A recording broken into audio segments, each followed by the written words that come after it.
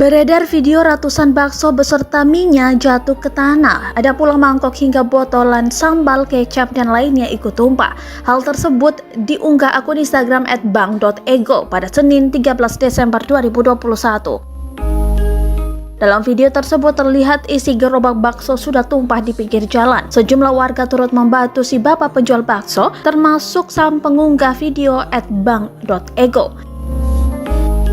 Pada keterangan video dicantumkan sedikit kronologis kejadian. Diketahui bakso tersebut tersenggol truk, akhirnya terjatuh dan membuat semua isinya tumpah. Padahal dituliskan si bapak tukang bakso baru saja mau berjualan.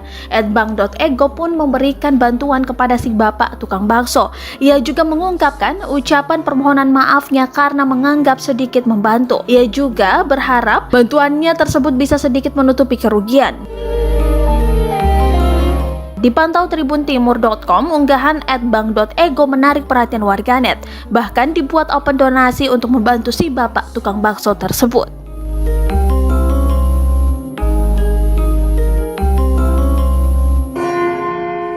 Terima kasih sudah nonton. Jangan lupa like, subscribe, dan share ya.